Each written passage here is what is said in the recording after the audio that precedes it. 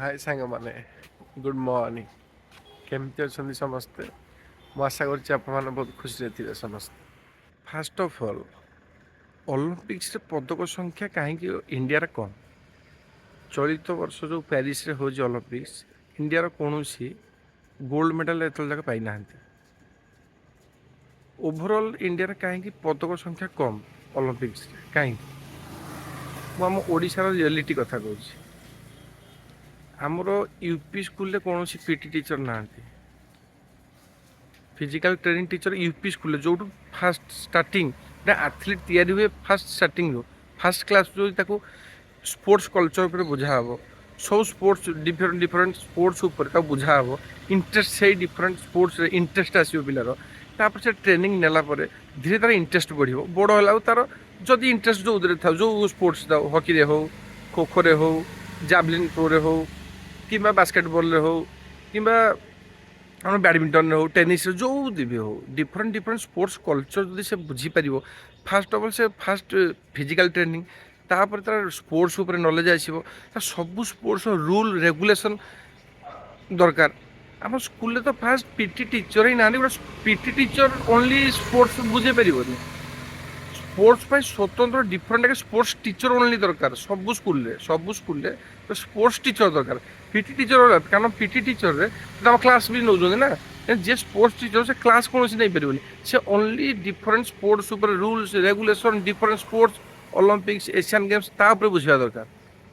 ସେ ଟୋଟାଲ ଗୋଟେ single teacher ରହିବା ଦରକାର। ସେ ସ୍ପୋର୍ଟସ୍ ଓନ୍ଲି, ସେ କୌଣସି କ୍ଲାସ୍ ନେଇପାରିବେନି। ସେ ଓନ୍ଲି ସ୍ପୋର୍ଟସ୍ କ୍ଲାସ୍ ନେବେ। ସ୍ପୋର୍ଟସ୍ର ଥିଓରି ଅଛି, ସ୍ପୋର୍ଟସ୍ର ପ୍ରାକ୍ଟିକାଲ, ସ୍ପୋର୍ଟସ୍ ବହୁତ କିଛି ଅଛି। ଗୋଟେ ଟିଚର ସମ୍ପୂର୍ଣ୍ଣ ପରମାନେଣ୍ଟଲି ଟିଚର ଗୋଟେ ଭଲସେ ରହିବା ଦରକାର। ସେ ସବୁ ଡିଫରେଣ୍ଟ ସ୍ପୋର୍ଟସ୍ ବୁଝେଇବାକୁ ପଡ଼ିବ ତାଙ୍କୁ ସେ ଭଲସେ। ଗୋଟେ ପିଲା ଖେଳ ବିଷୟରେ ଜାଣିଲେ, ଗୋଟେ ଖେଳ ବିଷୟରେ ଇଣ୍ଟରେଷ୍ଟ କେମିତି ଆସିବ, ତାର ସବୁ ପଜିଟିଭ୍ ଜିନିଷ, ତାର ସବୁ ଖେଳର କେଉଁଟା ଇଣ୍ଟରେଷ୍ଟ ଅଛି, ସେଇଟା ଇଣ୍ଟରେଷ୍ଟ, ହକିର ଇଣ୍ଟରେଷ୍ଟ କେମିତି ଆସିବ, ହକି ଉପରେ ତାକୁ ବୁଝେଇବାକୁ ପଡ଼ିବ। ଫାଷ୍ଟ ତାକୁ ଆୱାରନେସ୍ ବଢ଼େଇବାକୁ ପଡ଼ିବ ହକି ଉପରେ। ହକି ଗଲା, ତାପରେ ଆମର ଟେନିସ୍ ଉପରେ ଯେମିତି ବୁଝେଇବାକୁ ପଡ଼ିବ। ରୁଲ୍ ରେଗୁଲେସନ୍ ପ୍ଲସ୍ ଇଣ୍ଟରେଷ୍ଟ ଆଣିବା ଦରକାର ସେଇ ଗେମ୍ର। ଆମର ଅଲିମ୍ପିକ୍ସରେ ବହୁତ ପ୍ରକାର ଗେମ୍ ଅଛି, ସବୁ ପ୍ରକାର ଅଲିମ୍ପିକ୍ସ, ଏସିଆନ୍ ଗେମ୍ର ଯେତେ ପ୍ରକାର ଗେମ୍ ଅଛି, ଗୋଟେ ସ୍ପୋର୍ଟସ୍ ଟିଚର ରହିଲେ ସେ ପ୍ରତ୍ୟେକ ଡେଲି 1 ଆୱାର ସ୍ପୋର୍ଟସ୍ ଉପରେ ନିହାତି ପଢ଼େଇବାକୁ ପଡ଼ିବ। ଥିଓରି କ୍ଲାସ୍, ଥିଓରିରେ ହିଁ ବହୁତ ଅଛି, ଥିଓରି ପଢ଼େଇବାକୁ ପଡ଼ିବ। ନ ପଢ଼ିଲେ କେହି ଯାଇକି ହଠାତ୍ ଯାଇକି ଗ୍ରାଉଣ୍ଡରେ ଖେଳିପାରିବେନି। ତେଣୁ ବହୁତ ଜିନିଷ ଅଛି ସ୍ପୋର୍ଟସ୍ର। ସ୍ପୋର୍ଟସ୍ ତାର ଫାଷ୍ଟ ଆୱାରନେସ୍ ଦରକାର। ସବୁ ଗେମ୍, ବହୁତ ଗେମ୍ ଅଛି, ସବୁ ଗେମ୍ର ମାନେ ଗୋଟେ ଟିଚର ରହିଲେ ଯାଇକି ସେ ସବୁ only sports teacher, PT teacher ନୁହେଁ। ପିଟି ଫିଜିକାଲ ଟ୍ରେନିଂ ସେ ଅଲଗା, ସେ ତ କ୍ଲାସ୍ ନେଉଛନ୍ତି। ଯିଏ ଓନ୍ଲି କ୍ଲାସ୍ ଫ୍ଲାସ୍ କିଛି ନାହିଁ, ଓନ୍ଲି ସ୍ପୋର୍ଟସ୍ ଉପରେ ଥିଓରି, ସ୍ପୋର୍ଟସ୍ର ଥିଓରି କ୍ଲାସ୍ ଅଛି ନା, ସେ ଗୋଟେ 1 ଆୱାର ଥିଓରି କ୍ଲାସ୍ ବି ନେବେ। ଥିଓରି କ୍ଲାସ୍ ତ ଅଛି ସ୍ପୋର୍ଟସ୍ର ନା, ସେଟା ନେବେ ପ୍ଲସ୍ ପ୍ରାକ୍ଟିକାଲ ନେବେ। ତାଙ୍କର ସମ୍ପୂର୍ଣ୍ଣ ଦାୟିତ୍ୱ ରହିବ ସ୍ପୋର୍ଟସ୍ ଉପରେ। ସବୁ କଲଚରାଇଜ୍ ସ୍ପୋର୍ଟସ୍ କଲଚରର ଯେତେ ପ୍ରକାର ଗେମ୍ ଅଛି, ସବୁ ପ୍ରକାର ରୁଲ୍ ରେଗୁଲେସନ୍ ପ୍ଲସ୍ ଇଣ୍ଟରେଷ୍ଟ କେମିତି ବଢ଼ିବ ପିଲାର ଏଇ ଗେମ୍ ପ୍ରତି, ସେଇ ଗେମ୍ ପ୍ରତି, ଡିଫରେଣ୍ଟ ସ୍ପୋର୍ଟସ୍ ଉପରେ, ସେଇଟା ସେଇ ସାର୍ଙ୍କ ଦାୟିତ୍ୱ ବୁଝେଇବା ଦରକାର। ଆଉ ସେ ପ୍ରତ୍ୟେକ ମନ୍ଥଲି କି 6 ମନ୍ଥରେ ଥରେ ଟ୍ରେନିଂ ଯାଇକି ଆସିବା ଦରକାର। ଆସିଲେ ପୁଣି ତାଙ୍କର ବି ନଲେଜ୍ ବଢ଼ିବ, ସେ ବି ପିଲାଙ୍କୁ ଟ୍ରାନ୍ସଫର୍ କରିବେ ସେଇ ନଲେଜଟାକୁ। ମୁଁ ନିଜେ ଏକ୍ଜାମ୍ପଲ୍ ଦେଉଛି ମୋ କଥା, ଆମ ସ୍କୁଲ କଥା। ଆମେ ଯେତେବେଳେ ଆମ ସ୍ପୋର୍ଟସ୍ କଲଚରଟା ଆମ ଓଡ଼ିଶାରେ ଏମିତି, ମୁଁ ଭାବୁଛି ପ୍ରାୟ ଚାରିଆଡ଼େ ଆମ ଓଡ଼ିଶାର 90% ଏରିଆରେ ସେମିତି ହିଁ ହେଇଥିବ, ମୋତେ ଯାହା ଲାଗୁଛି। କାରଣ ମୁଁ ନିଜେ ଅଙ୍ଗେଲିବା କଥା କହୁଛି। ଆମର ସ୍ପୋର୍ଟସ୍କୁ ଏତେ ଅବହେଳା କାହିଁକି, ଆମର ଖେଳଟାକୁ ଏତେ ଅବହେଳା କାହିଁକି ସ୍କୁଲରେ? କାରଣ ଆମର କ'ଣ ହୁଏ, 30 ମିନିଟ୍, 3:30, 4ଟା ସ୍କୁଲ ଛୁଟି, 3:30 4ଟା 30 ମିନିଟ୍ ସ୍ପୋର୍ଟସ୍ ଟାଇମ୍ ଥାଏ। ସେଇ 30 ମିନିଟ୍ରେ ବି ଆମର କ'ଣ ହୁଏ, ଯଦି କୌଣସି କୋର୍ସ ସରିନଥିବ, ଏକ୍ଜାମ୍ପଲ୍ ଇଂଲିଶ ହେଇଗଲା କି ମ୍ୟାଥମେଟିକ୍ସ ହେଲା, ସାଇନ୍ସ ହେଲା, ଧର କୋର୍ସ ସରିନି, ସାର୍ମାନେ କ'ଣ କରିବେ ଆମର ସେଇ 30 ମିନିଟ୍ରେ ବି ସେ କହିବେ ଖେଳ କ'ଣ, ସ୍ପୋର୍ଟସ୍ କ'ଣ ଦରକାର, ସେଇ 30 ମିନିଟ୍ କୋର୍ସ କମ୍ପ୍ଲିଟ୍ କରିବେ। ଗୋଟେ କଥା ଏଟାକୁ ଉଠାଉଛି ଯେ ଯେଉଁ ସ୍ପୋର୍ଟସ୍ ଯେଉଁ ଟାଇମ୍ଟା 30 ମିନିଟ୍ ତୁମ ପଢ଼େଇବାରେ ନେଲ, କୋର୍ସଟା କମ୍ପ୍ଲିଟ୍ କାହିଁକି ହେଇନି? ସ୍ପୋର୍ଟସ୍ କମ୍ପ୍ଲିଟ୍ଟା ଯେଉଁ ଆମର ଆମର ଯେଉଁ ଥିଓରି, ଯେଉଁ ମ୍ୟାଥମେଟିକ୍ସ ସାଇନ୍ସ ହେଲା, ସେ କୋର୍ସଟା କମ୍ପ୍ଲିଟ୍ କାହିଁକି ହେଇନି? ଯେ ତ ସ୍ପୋର୍ଟସ୍ ପିରିୟଡ଼ଟା କାହିଁକି କମ୍ପ୍ରମାଇଜ୍ ହେବ? ସ୍ପୋର୍ଟସ୍ ପିରିୟଡ଼ଟା କାହିଁକି କମ୍ପ୍ରମାଇଜ୍ ହେବ? ସ୍ପୋର୍ଟସ୍ ପିରିୟଡ଼ ତ ଅଲୱେଜ୍ ସ୍ପୋର୍ଟସ୍ଟା ନା। ଆପଣମାନେ ଯେଉଁ ପଢ଼େଇଲେ, ଆମର ମ୍ୟାଥମେଟିକ୍ସ ଯେଉଁ ସର୍ଟ ରହିଛି, ସାଇନ୍ସ ସର୍ଟ ହେଲା, କାହିଁକି? ଏଟା କୋର୍ସ କମ୍ପ୍ଲିଟ୍ କ'ଣ ପାଇଁ ଟାଇମ୍ରେ ହେଲାନି, କାହିଁକି ହେଲାନି?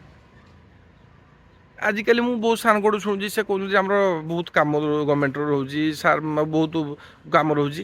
ସେ ଯେଉଁ କାମ ରହୁଛି ସବୁ ସାର୍ ମାନେ ଥରେ କରୁନାହାନ୍ତି ଯେ ଆମର କାମ ଏତେ ଦିଅନି, ପିଲାମାନଙ୍କ ଫ୍ୟୁଚର ପାଇଁ ଦିନେ ଆସି ବିଧାନସଭା ଧାରଣା ଦେଉନାହାନ୍ତି ଯେ ଏମିତି ଆମର କାମ ପାଇଁ ପିଲାମାନଙ୍କ ପାଠର ଅବହେଳା ହେଉଛି। ସବୁ ସାର୍ମାନେ ଥର ଏକଜୁଟ ହେଇକି ଖାଲି ଦରମା ବଢ଼ିବା ପାଇଁ ଆସିକି ବିଧାନସଭା ଷ୍ଟ୍ରାଇକ୍ କରିବ, ଖାଲି ନିଜ ପର୍ସନାଲ କଥା ପାଇଁ।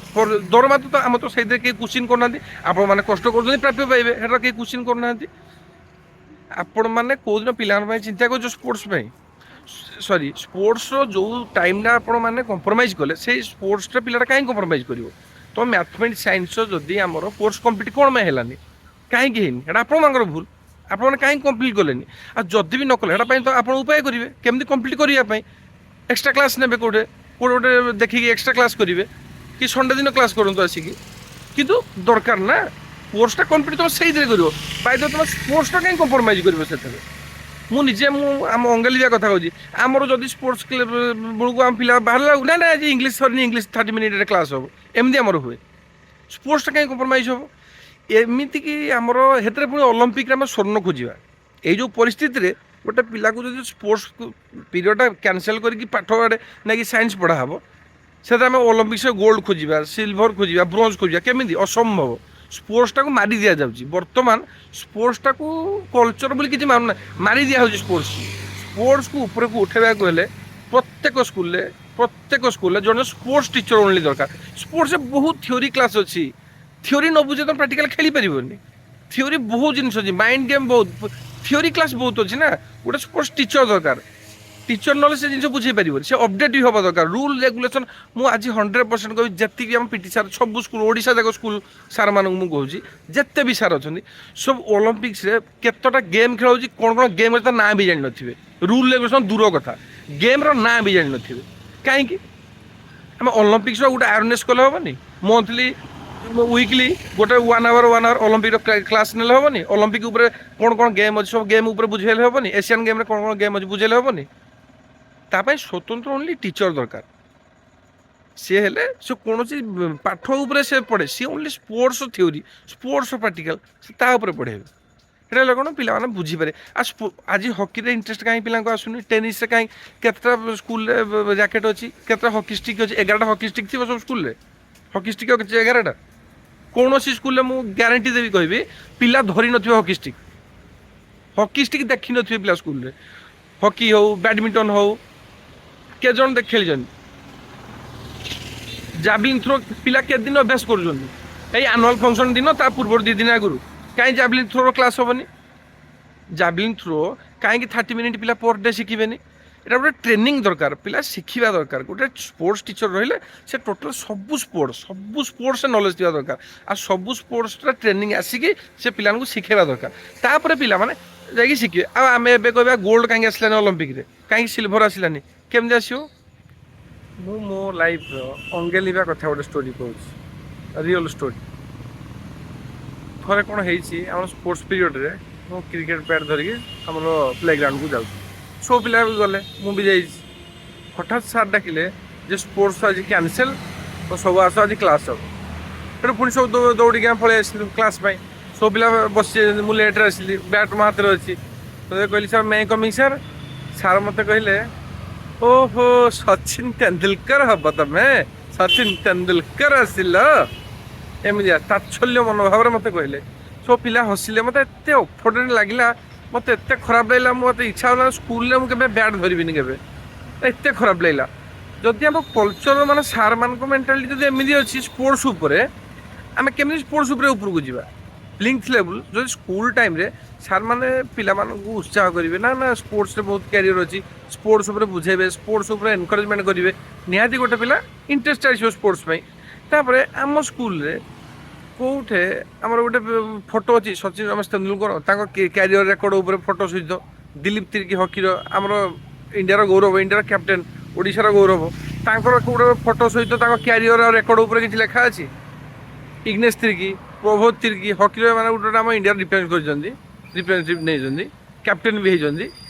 ସଚିନ ରମେଶ ତେନ୍ଦୁଲକର ହେଲା, ମହେନ୍ଦ୍ର ସିଂ ଧୋନିଙ୍କର ହେଲା, କପିଲ ଦେବଙ୍କର ହେଲା, ଗୋଟେ ଇମେଜ୍ ସହିତ ତାଙ୍କ ରେକର୍ଡ଼, ତାଙ୍କ ଷ୍ଟାଟିଷ୍ଟିକ୍ସ ଅଛି। ଗୋଟେ ପିଲା ଦେଖିଲେ ଇନ୍ସପାୟାର ହେବ। କେଉଁ ସ୍କୁଲରେ ଅଛି ଯଦି ବଢ଼ିଆ, କିନ୍ତୁ ମୋତେ କାହିଁ ଲାଗୁନି 80% ସ୍କୁଲରେ କେଉଁଟେ ଅଛି ବୋଲି, ମୋତେ କାହିଁ ଲାଗୁନି। ଯଦି ଅଛି ତ ଭଲ କଥା, କିନ୍ତୁ ମୋତେ ଲାଗୁଅଛି ଯଦି ଥାନ୍ତା ପିଲା ଇନ୍ସପାୟାର ହେବେ ନା, ଦେଖିକି ଗୋଟେ ଆଇଡ଼ିଆ ହେବ, ପିଲା ଗୋଟେ ଇଚ୍ଛା ହେବ, କିନ୍ତୁ ସେ ଜିନିଷ କେଉଁଠି ନାହିଁ। କେମିତି ଗୋଟେ ପିଲା ଆଜି ଆମେ ଭାବିବା ଯେ ଗୋଲ୍ଡ ଜିତିବ ଅଲିମ୍ପିକ୍ସରେ, ସିଲଭର ଜିତିବ, କେମିତି? ଯଦି ଆମ କଲଚର ହିଁ ନାହିଁ ସ୍ପୋର୍ଟସର, କେମିତି ସେ ଆଜି ଆଜି ଆଶା କରିବା ଅଲିମ୍ପିକ୍ସରେ ଗୋଲ୍ଡ ଖାଲି ଜିତିବ, ସିଲଭର ବ୍ରୋଞ୍ଜ ଜିତିକି ଆସନ୍ତୁ? ହେଇପାରିବନି ନା। ତେଣୁ ଏଇଟାକୁ ଆଗ ପ୍ରଥମେ ପ୍ଲିଜ୍ ଲେବୁଲରୁ ଷ୍ଟାର୍ଟ କରିବା କଥା, ତାପରେ ଯାଇକି ଆମେ ଆଶା କରିବା କିଛି। ଅଲିମ୍ପିକ୍ସରେ ନୀରଜ ଚୋପ୍ରା ଗୋଲ୍ଡ ପାଇଲେ, ଅଭିନବ ବିନ୍ଦ୍ରା ଗୋଲ୍ଡ ପାଇଛନ୍ତି, ତାଙ୍କ ନାଁ ସେ ଆଜି କେମିତି ମହାନ ହେଲେ? କେମିତି? ଏଇ ଅଲିମ୍ପିକ୍ସରୁ ମହାନ ହେଲା ନା। ଅଲିମ୍ପିକ୍ସରୁ ଖେଳିକି ଆଜି ଗୋଲ୍ଡ ପାଇକି ଜୀବନ ସାରା ତାଙ୍କ ନାଁ ହିଷ୍ଟ୍ରିରେ ରହିଲା। ଅଲିମ୍ପିକ୍ସରେ ଗୋଲ୍ଡ ପାଇଛନ୍ତି, ତାଙ୍କ ନାଁ ଜୀବନ ସାରା ମନେ ରହିଲା, ମହାନ ହେଲେ। ଏମିତି ତ ଖେଳି ଖେଳି ସେମାନେ ଇଏ ହେଲେ ନା, ଏଇ ସ୍ପୋର୍ଟସରୁ ଆଜି ହେଲା। ଆଉ ଆଜି ଆମ ସ୍କୁଲରେ ଆମେ ସ୍ପୋର୍ଟସଟା ମାରିଦେବା, ପୁରା ମର୍ଡର କରିଦିଆଯାଉଛି ସ୍କୁଲରେ ସ୍ପୋର୍ଟସକୁ। ମୁଁ ଏମିତି ବି କହିବି ଯେ ଆମର ସ୍ପୋର୍ଟସ କିଛି ନାହିଁ ସ୍କୁଲରେ। ସ୍ପୋର୍ଟସର ଆଉ ଆନୁଆଲ ଫଙ୍କସନ୍ ଦିନ ସ୍ମାଇଲ୍ କରିକି ସ୍ମାଇଲ୍ କରି ପିଲାଙ୍କ ସହିତ କଥା ହେବ, ଲାଭ କ'ଣ? ଏ ଗୋଟେ ଦିନ ପିଲା ପିଲା ବର୍ଷ ବର୍ଷ ଟ୍ରେନିଂ ନେଲା ପରେ ବି ପାଉନାହାନ୍ତି। ଏଇ ଆନୁଆଲ ଫଙ୍କସନ୍ ଦିନ କ'ଣ ଗୋଟେ ଦିନରେ ଜଣେ ନୀରଜ ଚୋପ୍ରା ହେଇଯିବ, ଜାଭଲିନ୍ ମାରିଦେବ ଥ୍ରୋ? ଗୋଟେ ପିଲା ବର୍ଷ ବର୍ଷ ଟ୍ରେନିଂ ନେଲା ପରେ ବି କ୍ୱାଲିଫାଇ ହେଇପାରୁନାହାନ୍ତି, ତ ଗୋଟେ ଦିନରେ କିଏ ଗୋଲ୍ଡ ମେଡ଼ାଲ ଆଣିବ ଭାରି? କେବେ ନୁହେଁ। ତେଣୁ ମୋର ଗୋଟେ ସରକାରକୁ ଅନୁରୋଧ, ଆମ ଓଡ଼ିଶା ସବୁ ସାର୍ମାନଙ୍କୁ, ସବୁ ସ୍କୁଲମାନଙ୍କୁ, ସବୁ ପିଲାମାନଙ୍କୁ ବି ଅନୁରୋଧ ଯେ ଏଇ କଲଚରଟା ନଥାଉ ଯେମିତି। ଆଉ ଏଇ ଯେଉଁ ଡର, ସ୍ପୋର୍ଟସକୁ ଖେଳିଲେ ସାର୍ମାନେ ପିଟିବେ, ଡରିକି ପିଲା ରହିବେ, ଏଇ କଲଚରଟା ଆଟଲିଷ୍ଟ ବନ୍ଦ କରାଯାଉ। ହେଲେ ପିଲାଙ୍କୁ ଉତ୍ସାହ କରାଯାଉ ସ୍ପୋର୍ଟସ ଉପରେ। ଟୋଟାଲ 1 ଆୱାର ପ୍ରତ୍ୟେକ ଡେ ଗୋଟେ ଗୋଟେ ଘଣ୍ଟା ନିହାତି ସ୍ପୋର୍ଟସ ଉପରେ ଆୱାରନେସ୍ ଗେମ୍ର ପ୍ରୋଗ୍ରାମ୍ କରାଯାଉ। ପ୍ରୋଗ୍ରାମ୍ କଲେ ପିଲାଙ୍କ ଇଣ୍ଟରେଷ୍ଟ ବଢ଼ିବ। ବ୍ୟାଡ଼ମିଣ୍ଟନ, ଫୁଟବଲ, ହକି, ଅଲିମ୍ପିକ୍ସ ବହୁତ ସାରା ଗେମ୍ ଅଛି, ସବୁଥିରେ ଇଣ୍ଟରେଷ୍ଟ କେମିତି ଆସିବ? ପର୍ ଡେ ଘଣ୍ଟେ ଘଣ୍ଟେ ପିଲାଙ୍କୁ ଟ୍ରେନିଂ ଦେଲେ ପିଲା ବୁଝିପାରିବେ। ଆଗ ଥିଓରି ମେନ୍, ଥିଓରି ବୁଝିଲେ ଯାଇ ପ୍ରାକ୍ଟିକାଲ ପିଲା ଖେଳିପାରିବେ।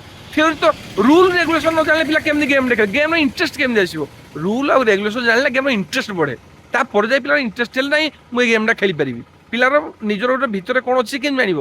ଖେଳିଲେ ତ ଜାଣିପାରିବ ତ ମୋର ବାସ୍କେଟବଲର ଟ୍ୟାଲେଣ୍ଟ ଅଛି, ସେ କେମିତି ଜାଣିବ? ଖେଳିଲେ ତ ଟ୍ରେନିଂ ଜାଣିବ, ଖେଳିବ କେମିତି? ଇଣ୍ଟରେଷ୍ଟ କେମିତି ଆସିବ? ତା ଥର ବୁଝେଇଲେ ଇଣ୍ଟରେଷ୍ଟ ଆସିବ ନା। ଆଜି ସଚିନ ତେନ୍ଦୁଲକର ହେଲେ, ବିରାଟ କୋହଲି ହେଲେ, କପିଲ ଦେବ ହେଲେ, କେମିତି ହେଲେ? ସେ ତ ଏମିତି ଖେଳି ଖେଳି ଖେଳି ଖେଳି ଶିଖି ଶିଖି ଆଜି ତାଙ୍କ ନାଁ ହେଲା ନା। ଆଜିକା ଡେଟ୍ରେ ରିଙ୍କୁ ସିଂ, ରିୟାନ୍ ପରାଗ, ସଞ୍ଜୁ ସାମସନ୍, ସେ କେମିତି ହେଲେ? ଏମିତି ଖେଳି ଖେଳି ତାଙ୍କୁ ଏମିତି ବହୁତ ବହୁତ ଏମିତି କହିଛନ୍ତି। ସେମାନେ କେମିତି ଷ୍ଟ୍ରଗଲ୍ କରି ଉପରକୁ ଆସିଲେ? ଯଦି ପିଲାମାନଙ୍କୁ ଉତ୍ସାହ କରିବ, ନିହାତି ଗୋଟେ ଦିନ ପିଲା ଉପରକୁ ଆସିବ। ଆପଣମାନେ ତ ଏମିତି ତାତ୍ସଲ୍ୟ କରିବେ ପିଲାମାନଙ୍କୁ, ପିଲାମାନେ କେମିତି? ପିଲାମାନଙ୍କର ଇଚ୍ଛା ହେବନି, ସ୍ପୋର୍ଟସ୍ ପ୍ରତି ନିନ୍ଦା ଆସିବ, ସ୍ପୋର୍ଟସ୍ ପ୍ରତି ଇଚ୍ଛା ହେବନି ପିଲାମାନଙ୍କର, ସ୍ପୋର୍ଟସ୍ ଖରାପ ଲୋକ ଭାବିବେ। ମୁଁ ନିଜେ ଆମର କଲଚର ଅଛି, ବ୍ୟାଟ୍ ଧରିଗଲେ ସାର୍ ପିଟିବେ, ସାର୍ ରାଗିବେ। କାହିଁକି ସାର୍ ରାଗିବେ? କାହିଁକି? ସ୍ପୋର୍ଟସ୍ ଗୋଟେ କଲଚର, ସ୍ପୋର୍ଟସ୍ ଗୋଟେ ମେନ୍ ଜିନିଷ। ଗୋଟେ ପିଲାର ଧର କାହାର କ'ଣ ଇଏ ହେଲା, ସେ ସ୍ପୋର୍ଟସରେ କ୍ୟାରିୟର କରିପାରିବ। କାହିଁକି କାହିଁକି ସାର୍ ପିଟିବେ? କ'ଣ ପାଇଁ ସାର୍ ପିଟିବେ? କାହିଁକି? ଜଣେ ଯଦି ଆମେ ବ୍ୟାଟ୍ ଲୁଚେଇକି ନେଉ, ସାର୍ ରାଗିବେ କ'ଣ ପାଇଁ? ହେଇ କଲଚରଟା କାହିଁକି? ଆଜି ଆମେ ହେଇ କଲଚର ଥାଇକି ଆମେ କହିବା ଗୋଲ୍ଡ ପାଇବା ଅଲିମ୍ପିକ୍ସରେ, ସିଲଭର ପାଇବା, ବ୍ରୋଞ୍ଜ ପାଇବା, କେମିତି? ଏଇ କଲଚର ଯେଉଁଟା ଅଛି ଏଇଟା କେମିତି? ଏମିତି ମୁଁ ଏକା ନୁହେଁ, ଲକ୍ଷ ଲକ୍ଷ ପିଲାଙ୍କ କ୍ୟାରିୟରରେ ଏମିତି ଘଟିଛି, ବହୁତ ପିଲାଙ୍କ କ୍ୟାରିୟରରେ ଏମିତି ଘଟିଛି ଏଇ ଅବସ୍ଥା। ଆଉ ଓଡ଼ିଶା ସାରା ସବୁ ସ୍କୁଲରେ ଏଇ ଜିନିଷ ଅଛି। ଗୋଟେ ସ୍ପୋର୍ଟସ୍ ପାର୍ଟ କି ଗୋଟେ ସ୍ପୋର୍ଟସ୍ର ଗୋଟେ ଜିନିଷ ଧରିକି ପଳେଇବେ, ଯଦି ସାର୍ ପିଟିବେ, ସାର୍ କାହିଁକି ସାର୍ ପିଟିବେ, ରାଗିବେ କାହିଁକି? ଗୋଟେ ମ୍ୟାଥମେଟିକ୍ସ ଯେମିତି କ୍ଲାସ୍, ସ୍ପୋର୍ଟସ୍ ଗୋଟେ କ୍ଲାସ୍, କାହିଁକି ସାର୍ ପିଟିବେ? ଏଇ କଲଚରଟା ଫାଷ୍ଟ ବନ୍ଦ କରିବାକୁ ପଡ଼ିବ। ଏଇ କଲଚର ପାଇଁ ସ୍ପୋର୍ଟସ୍ ଅନ୍ଧାର, ଏଇ କଲଚର ପାଇଁ। ଦିନେ ଏଇ କଲଚର ପାଇଁ ଆଜି ଆମେ ଅଲିମ୍ପିକ୍ସରେ କିଛି ପାଉନାହାନ୍ତି। ଏଇ ସ୍ପୋର୍ଟସକୁ ଯଦି ଆମେ ଉତ୍ସାହ କରିବା, ନିହାତି ପିଲା ଶିଖିବେ। ନିହାତି ସ୍ପୋର୍ଟସ୍ର ଟିଚରଟେ ଦରକାର, ପ୍ରତ୍ୟେକ ସ୍କୁଲରେ ଗୋଟେ ସ୍ପୋର୍ଟସ୍ ଟିଚର ଦରକାର। ସେ ପୁରା ହାଇଲି ଟ୍ରେନିଂ ପାଇକି ଆସିବା ଦରକାର, ପିଲାଙ୍କୁ ଭଲସେ ଶିଖିବା ଦରକାର। ସବୁ ସ୍ପୋର୍ଟସ୍ ଦରକାର, ସବୁ ସ୍ପୋର୍ଟସ୍ରେ ଯାଇକି ଅଲିମ୍ପିକ୍ସରେ ଭାଗ ନେଇପାରିବେ, ଏସିଆନ୍ ଗେମ୍ସରେ ଭାଗ, ସବୁ ସ୍ପୋର୍ଟସ୍ରେ। ସେଇ ସ୍ପୋର୍ଟସ୍ ସାର୍ଙ୍କୁ ସବୁ ସ୍ପୋର୍ଟସ୍ ଉପରେ କୋର୍ସ କରିବାକୁ ପଡ଼ିବ। ସେ ସାର୍ ଭଲସେ ଟ୍ରେନିଂ ନେଇକି ଆସିଲେ ପିଲାଙ୍କୁ ଶିଖେଇବେ ଠିକ୍ସେ।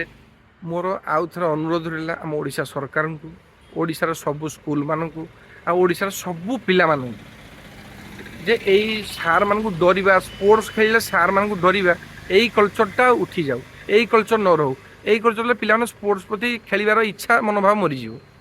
ଏଇ କଲଚରଟା ଉଠୁ। ଆଉ ଗୋଟେ ସ୍ପୋର୍ଟସ୍ ଟିଚର ସବୁ ସ୍କୁଲକୁ ଦିଆଯାଉ, ସେ ଟିଚର ପୁରା ହାଇଲି ଟ୍ରେଣ୍ଡ ହେଉ, ପିଲାମାନଙ୍କୁ ଥିଓରି କ୍ଲାସ୍ ବୁଝାଉ, ଖେଳ ପ୍ରତି ଇଣ୍ଟରେଷ୍ଟ ଆଣନ୍ତୁ, ତାପରେ ଯାଇ ପିଲାଙ୍କୁ ଇଣ୍ଟରେଷ୍ଟ ବଢ଼ିବ। ତାପରେ ଦେଖିବ ଅଲିମ୍ପିକ୍ସ ଆମର ପିଲା କେମିତି ପାଇବେ।